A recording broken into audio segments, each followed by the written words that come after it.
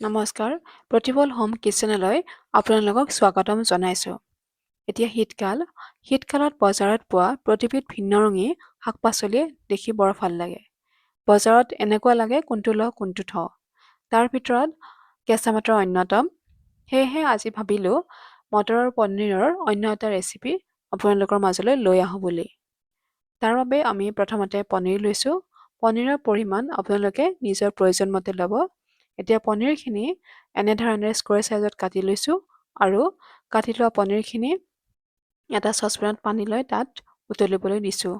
উতলোতে অলপ নিমখ দিছোঁ।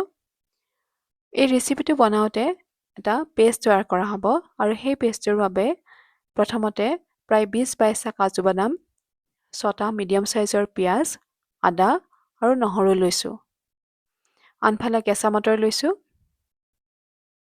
এতিয়া যেতিয়া পনীৰখিনি ভালদৰে উতলিব, সেই পনীৰখিনি অন্য এটা পাত্ৰত এনেধৰণেৰে চেকনিৰে চেকি লৈ ল'ম, যাতে পনীৰখিনিত পানী থাকি নাযায়। কাৰণ কিয় ইয়াৰ পিছত যিহেতু পনীৰখিনি আমি ভাজিম, ভাজোঁতে যদি পানী থাকি যায় পনীৰখিনিত তেতিয়াহ'লে সি বৰকৈ ফুটিব। সেয়েহে আমি চেকনিৰে এনেদৰে পনীৰখিনি চেকি লৈছোঁ। এতিয়া এখন পেন বাৰ্ণাৰত উঠাই দিছোঁ আৰু পেনখন যেতিয়া গৰম হৈ আহিছে তাত মিঠাতেল দিছোঁ। মিঠাতেলখিনি যাতে পেনখনৰ চাৰিওকাষে লাগি যায় তাৰ বাবে আমি এনেধৰণেৰে লৰাই দিছোঁ। আজি আমি যিটো ৰেচিপি বনাম তাত আমি বিলাহী ব্যৱহাৰ নকৰোঁ বা মগজ ব্যৱহাৰ কৰা নাই। মগজ, বিলাহী আৰু কাজু বাদাম এই তিনিওটা আৰু পিঁয়াজ লগতে এই চাৰিওবিধ উপাদান ব্যৱহাৰ কৰিও আপোনালোকে পেষ্টটো বনাব পাৰে।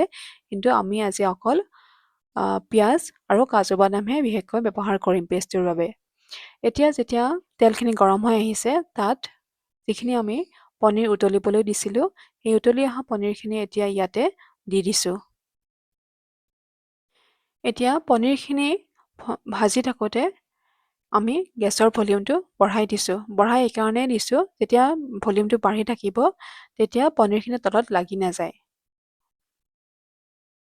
যেতিয়া পনীৰখিনি ৰঙচুৱা হৈ আহিছে, তাক আমি বেলেগ এটা পাত্ৰত এনেধৰণে লৈ লৈছোঁ।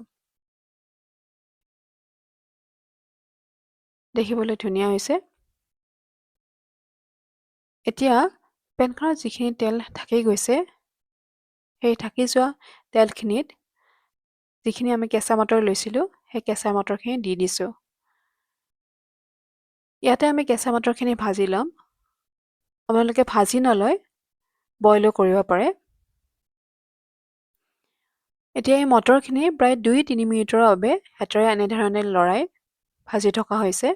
বহুত বেছি টাইম আমি ভজা নাই, যাতে ইয়াত কেতিয়াবা কি হয় এটা স্মেল থাকে কেঁচা মটৰত, সেই স্মেলটো যাতে নাইকিয়া হৈ যায় তাৰ বাবে কিছু সময়ৰ কাৰণে আমি ভাজিছোঁ।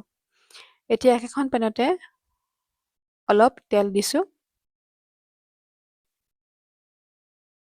এতিয়া তেলখিনি গৰম হৈ অহাৰ পিছত তাত যিহেতু আমি পেষ্ট এটা বনাম, সেই পেষ্টটোৰ বাবে যিখিনি আমি 6টা মিডিয়াম চাইজৰ পিঁয়াজ লৈছিলোঁ, সেই পিঁয়াজকেইটা আমি এনেধৰণেৰে দুফাল দুফাল কৰি কাটি লৈছোঁ আৰু কাটি লোৱা পিঁয়াজখিনি দি দিছোঁ। তাৰপিছত কাজু বাদাম দিছোঁ, আদা দিছোঁ আৰু লগতে নহৰু দিছোঁ। নহৰু আমি প্ৰায় 4-5টা ব্যৱহাৰ কৰিছোঁ, বহুত বেছি ব্যৱহাৰ কৰা নাই ইয়াতে। এতিয়া কিছু সময়ৰ বাবে হেতাৰে আমি গোটেইখিনি উপাদান লৰাই আছোঁ।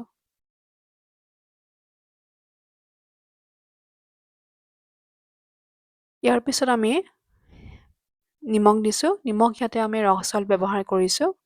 তাৰপিছত আকৌ কিছু সময়ৰ বাবে হেতাৰে লৰাইছোঁ।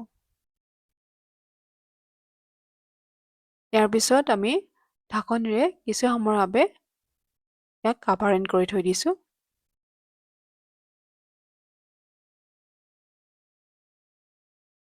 প্ৰায় 2 মিনিটৰ পিছত আমি ইয়াতে ঘৰতে তৈয়াৰ কৰা মছলা এবিধ দিছোঁ। এই মছলাবিধত জিৰা, জালুক আৰু চবগুটি আছে। মছলাবিধ দিয়াৰ পিছত পুনৰাই হেতাৰে এনেধৰণেৰে প্ৰায় 2 মিনিট আমি হেতাৰে লৰাই আছোঁ। তাৰপিছত আমাৰ হৈয়ে গৈছে।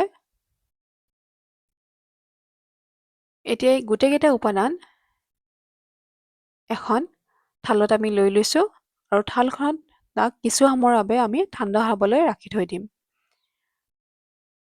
যেতিয়া এই গোটেইখিনি উপাদান ভালদৰে ঠাণ্ডা হ'ব, তাৰপিছত আমি মিক্সিত দি দিম আৰু এনেধৰণে গ্ৰাইণ্ড কৰি ল'ম। এতিয়া পেষ্টটোৰ ঘনত্বটো আপোনালোকে দেখিছে। পেষ্টটো বনাওঁতে অলপ আমি তাত পানী দিছিলোঁ। পানী নিদিলে সি শুকান হৈ যাব, সেইবাবে আমি অলপ পানী দিছোঁ, দেখিছে, আমি দেখাই দিছোঁ। ইয়াৰ পিছত পেনখন পুনৰাই উঠাইছোঁ আৰু পেনখন যেতিয়া গৰম হৈ আহিছে, পুনৰ আমি তেল দিছোঁ। তেল বহুত বেছি পৰিমাণে ব্যৱহাৰ কৰা নাই। তেলখিনি গৰম হ'বলৈ ধৰিছে। গৰম হৈ অহাৰ পিছত তাত আমি যিটো মিশ্ৰণ তৈয়াৰ কৰিছিলোঁ, পেষ্ট যিটো বনাইছিলোঁ, সেই পেষ্টটো দি দিছোঁ। ইয়াত যিহেতু আমি কাজু বাদাম ব্যৱহাৰ কৰিছোঁ, সেইবাবে আমি হেতাৰে খুব ঘনকৈ আমি হেতাৰে লৰাই থাকিব লাগিব, নহ'লে তলত লাগি যোৱাৰ সম্ভাৱনা থাকে। এতিয়া আন্দাজ অনুযায়ী হালধি গুড়ি দিছোঁ। তাৰপিছত পুনৰাই হেতাৰে লৰাই আছোঁ।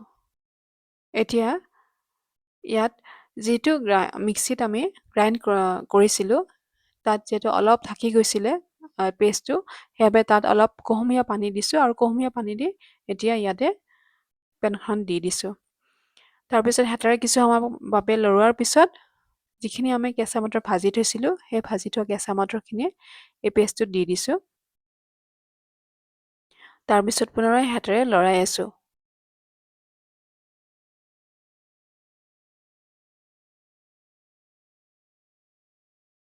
তাৰপিছত আমি ভাজি থোৱা পনীৰখিনি দি দিছোঁ।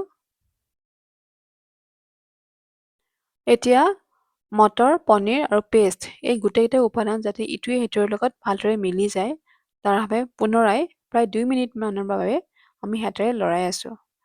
তাৰপিছত আমি পানী দিছোঁ। পানী বহুত বেছিও আমি দিয়া নাই ইয়াতে।